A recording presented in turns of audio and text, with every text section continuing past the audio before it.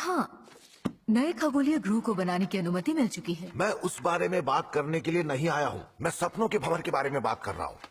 Lord Morpheus खुद उसके सपनों पर नजर रखे हुए है रखना भी चाहिए। और जागते संसार में उस पर नजर रखने मैथ्यू जा रहा है। क्या? मैथ्यू कौन है? मर्व, वो मैं हूँ। रुको, वो किसी नए को भेज रहे हैं? क्यों ना भेजे? तुम्हें यहाँ आए 5 मिनट भी नहीं हुए। तुम्हें पता है किन चीजों पर नजर रखनी है? नहीं, क्या तुम जाना चाहते हो? बिल्कुल नहीं। तो ये बताओ कि किन चीजों पर नजर रखूं? किसी भी विचित्र व्यवहार पर। कद्दू और बोलते कौवे से भी विचित्र? जरा साफ साफ बताओगे?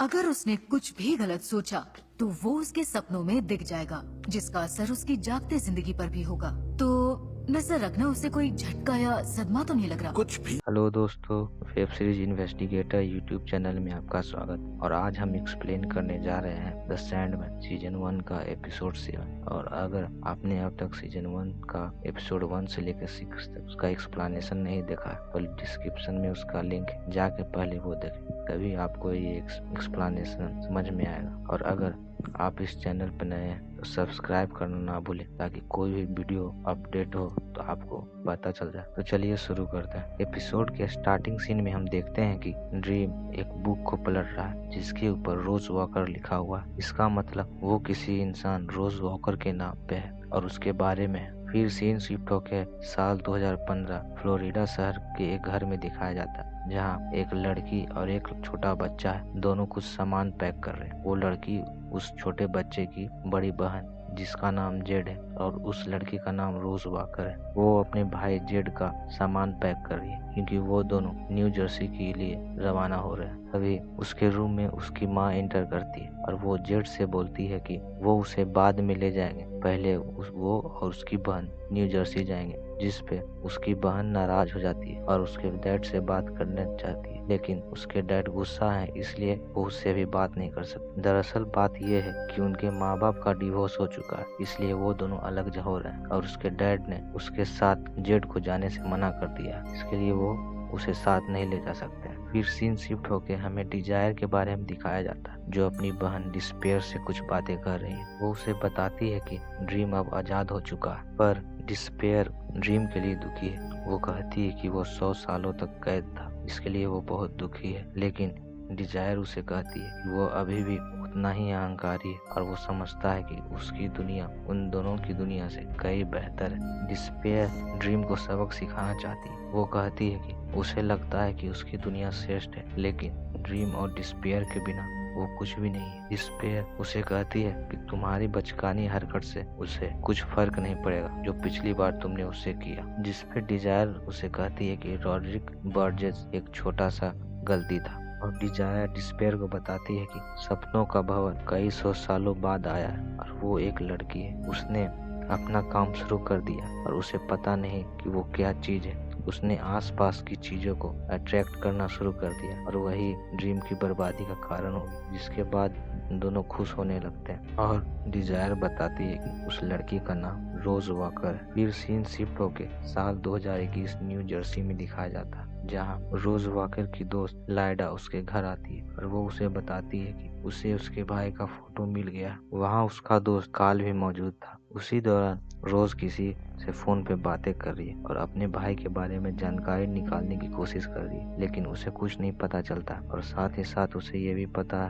चलता है कि उसके पास अब कोई जॉब नहीं है और उसे पैसे की काफी जरूरत है। जिसके बाद लाइडा उसे बताती है कि दूसरे देश यूरोप में कोई उसके परिवार के बारे में उससे इंटरव्यू लेना चाहता है, जिसके बदले में वो उससे पैसे भी देगा, इसलिए उसे इनकार नहीं करना चाहिए और उसके पूरे खर्चे को उसे संभालेगा। इसके बाद रोज वॉकर तैयार हो जाए और वो एरोप्लेन में चले जाते हैं, जिसकी बुकिंग उसी फाउंडेशन ने की थी जहां वो अपने फैमिली के बारे में इंटरव्यू देने जा रही थी। और वहां दोनों एक दूसरे के बारे में कुछ बातें करने लगते हैं। लेकिन जब फ्लाइट में सभी लोग सो जाते हैं तब दिखाया जाता है कि लाइडा अब जगी हुई है और एक हेक्टर नाम के इंसान से बात करी। वो कोई और नहीं बल्कि उसका हस्बैंड है और वो उससे रोज वॉकर के बारे में बातें करती रहती है। लेकिन तभी हमें दिखाई देता है कि उधर से एक एयर होस्टेस आती है और लाइडा को जगा के उसे उससे उसका सीट बेल्ट बांधने को कहती है। इसका मतलब ये है कि लाइडा भी सोई हुई थी, लेकिन वो सपनों में किसी से बात करी थी, अपने हस्बैंड से बात करी थी, और ये सब हो रहा था रोज वॉकर के कारण, क्योंकि वो एक भंवर थी। और इधर दिखाया जाता है कि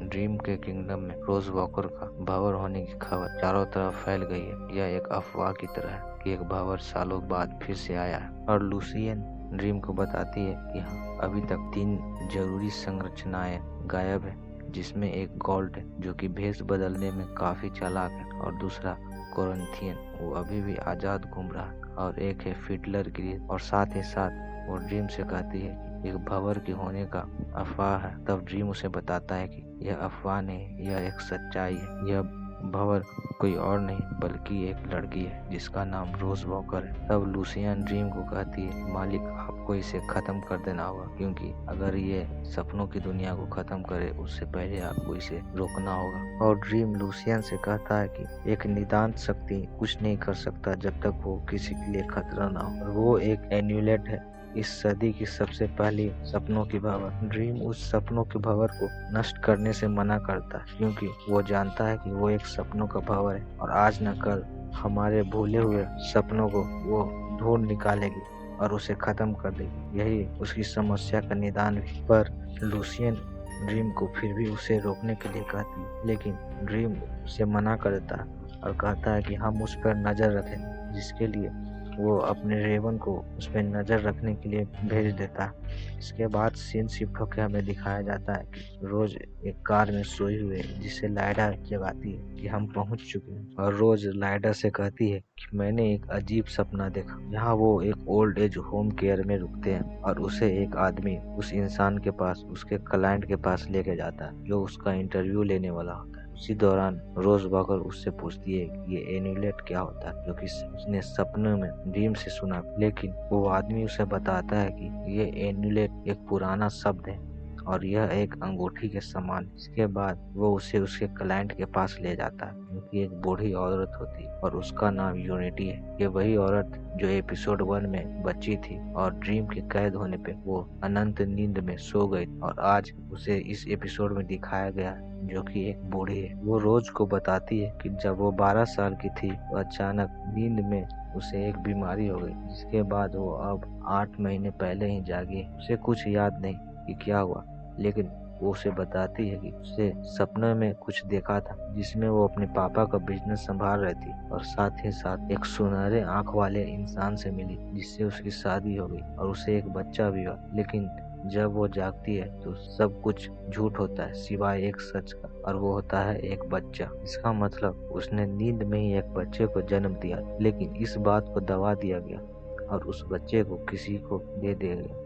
लेकिन उसकी संस्थान के एक आदमी ने उस बच्चे के बारे में पता किया और उस बच्ची ने भी एक बच्चे को जन्म दिया, और उस बच्ची की माँ के नाम मिरांडा है, यानी कि ये रोज वॉकर की माँ के बारे में। इसका मतलब ये है कि यूनिटी रोज वॉकर की नानी है। फिर सीन शिफ्ट होके हंसविला अलाबामा शहर में हमें एक रेस्टोरेंट में दिखाया जाता है, जहाँ एक बूढ़ा आदमी एक लड़की और एक लड़के के साथ किसी इवेंट के बारे में प्लानिंग कर रहे हैं, और उस इवेंट में गेस्ट ऑफ ऑनर कौन होगा इस बारे में डिसाइड कर रहे हैं, और 2-4 नाम लेते हैं, जिसमें से वो लड़की सजेस्ट करती है कि हम सभी कोरिंथियन से मिलना चाहते हैं और सब लोग उसे देखना भी चाहेंगे, इससे हमारे टिकट की सेल बढ़ जाएगी। लेकिन वो बूढ़ा आदमी कहता है कि कोई नहीं जानता कि कोरिंथियन कहाँ है, वो कैसा दिखता है, लेकिन सभी लोग उसके काम से वाकिफ हैं। और वो मोबाइल से एक फोटो दिखाता है जिसमें हाल ही में कोरिंथियन ने किसी की आंख निकाल के मर्डर कर दिया, जिस पर वो लड़की उसे बोलती है कि हमें कोरिंथियन से मिलना होगा, उसके लिए हमें भी उसके जैसा ही कुछ करना होगा, यानी कि उसके तरह ही किसी को मारना होगा जिस तरह से वो लोगों को आंखें निकाल के मारता है, कि हमें उसका कॉपी करना होगा। दरअसल ये तीनों एक सीरियल किलर होते हैं, साइको सीरियल किलर, जो खुद को कलेक्टर बुलाते हैं, और वो हर साल एक इवेंट ऑर्गेनाइज करते हैं जिसमें किसी को गेस्ट ऑफ ऑनर बुलाते हैं जो सबसे ज्यादा लोगों को मारता है या सबसे खतरनाक काम से वह गेस्ट ऑफ ऑनर बुलाते हैं, और आम शब्द में फैमिली मैन कहते हैं। उसी दौरान वो लड़की एक वेटर वेटर से वॉशरूम के बारे में पूछती है और उसके बाद उसके पीछे चली जाती है। फिर थोड़ी देर बाद लौटने के बाद जब वो आती है तो वो उसे कहती है कि हमें कोरिंथियन को मैसेज भेजना होगा और सबूत के रूप में वो उस वेटर की आंख को दिखाती है। फिर सीन शिफ्ट होकर हमें दिखाया जाता है कि रोज वॉकर उस बिल्डिंग में किसी रूम में जा रही है, लेकिन तभी उसे किसी की आवाज सुनाई देती और जब वो किसी दूसरे कमरे में जाती है जिस कमरे से आवाज आती है तब वहाँ त्रिदेवी मिलती है। वो उससे कुछ कहना चाहती है लेकिन रोज वॉकर उन तीनों से कुछ समझ नहीं पाती है। वो त्रिदेवियां उसे मॉर्फियस, कोरिंथियन और जेड के बारे में कुछ बताना चाहती है लेकिन वो कुछ नहीं समझ पाती है और उसी दौरान उसकी दोस्त लाइडा वहां चली आती है। इसके बाद लाइडा, यूनिटी और रोज तीनों वो बैठ के आपस में कुछ बातें करते रहते हैं, जिसमें हमें पता चलता है कि लाइडा का हस्बैंड हेक्टर की मौत 1 साल पहले हो चुकी है और वो दोनों कॉलेज में मिले थे। वो दोनों ने आर्किटेक्चर की पढ़ाई की थी और साथ ही साथ यूनिटी रोज को बोलती है कि उसे उसके भाई को, जेड को खोजना होगा, जिसमें वो उसकी मदद करेगी और इसके लिए वो उसे पैसे भी देगी और साथ ही साथ वो उसे अपने माँ बाप का दिया हुआ गोल्ड एमुलेट भी दे। फिर हमें सीन शिफ्ट होकर दिखाया जाता है कि कोरिंथियन रोज वॉकर को ढूंढने आया है पर वो वहाँ नहीं है। इसके बाद वो कार्ल से कुछ बातें करते हैं और वो कार्ल से इंटीमेट होता है। उसी दौरान उसे मोबाइल पे एक मैसेज आता है, कोरिंथियन ने फिर से किसी का मर्डर किया। फिर वो उस न्यूज को पता करने के लिए वहाँ से चला जाता है और इधर लूसियन एक लाइब्रेरी में बैठ के रोज वॉकर के बारे में जानने की कोशिश कर रही है और वो मैथ्यू को उसकी दुनिया में जाने को कहती है और उससे बोलती है कि हर बात को ध्यान से सुनना और गौर करना और आगे उसे बताना। इसके बाद मैथ्यू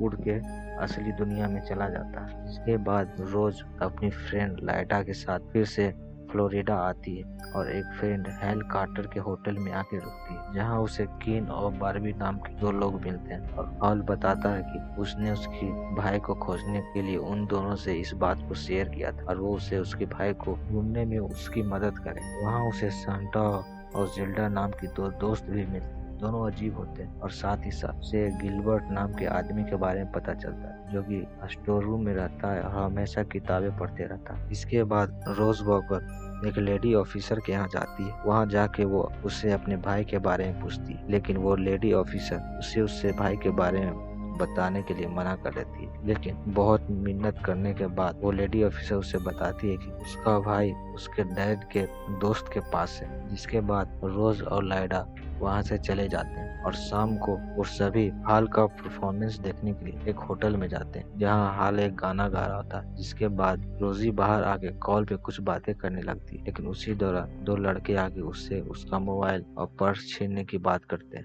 लेकिन उसी वक्त एक बूढ़ा आदमी आके उसे बचा देता है। उसका नाम गिलबर्ट होता है। ये वही आदमी होता है जो स्टोर रूम में हमेशा बैठ के किताबें पढ़ते रहता है। अभी तक जो भी रोज वॉकर के साथ बीत रहा था ये सब रेवन उस पर नजर रखे हुए थे और वो ये सारी बात जाके लूसियन को बताता है। वो ये भी बताता है कि वो अभी फ्लोरिडा में है और अपने भाई को खोज रही है और आज उस पर हमला हुआ है जो कि हो सकता है उसके सपनों में इसकी झलक हमें देखने को मिले। तब लूसियन उससे पूछती है कि उसका भाई उसे भी नहीं मिला, ना तो असली संसार में और ना ही जागते हुए संसार में। फिर सीन शिफ्ट होकर हमें दिखाया जाता है कि वो बूढ़ा आदमी और वो लड़की और वो लड़का तीनों होटल में बैठ के उसी रेस्टोरेंट में बैठ के बातें कर रहे हैं और कोरिंथियन का ध्यान अपनी ओर खींचने के लिए उन्होंने 2-3 लोगों को मारकर उसकी आंखें को निकाल दिया और इस मामले में बातें कर रहे हैं। लेकिन तभी वहाँ कोरिंथियन आके उनसे बातें करने लगता है, जिस पर वो उन्हें बताते हैं कि वो कोरिंथियन का बहुत बड़ा फैन है और उन्हें चीफ गेस्ट के रूप में अपने ग्रुप से मिलाना चाहते हैं और कोरिंथियन भी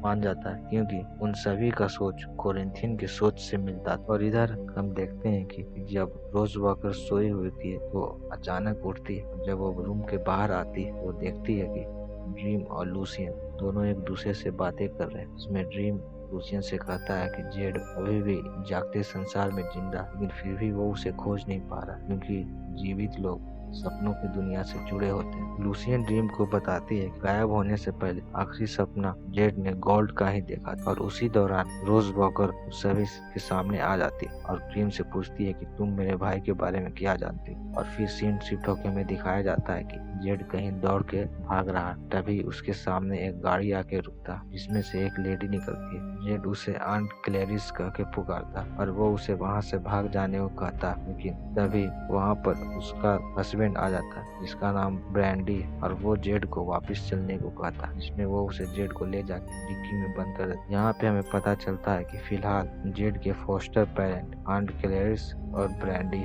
इसके बाद यह एपिसोड खत्म हो जाता है। तो दोस्तों, कैसा लगा आपको इस एपिसोड का एक्सप्लेनेशन? अगर अच्छा लगा तो कमेंट में जरूर लिखें, और आप कौन सी वेब सीरीज का एक्सप्लेनेशन चाहते हैं कमेंट में उसका भी नाम दें, और अगर आप नए सब्सक्राइब करना ना भूलें। Thank you.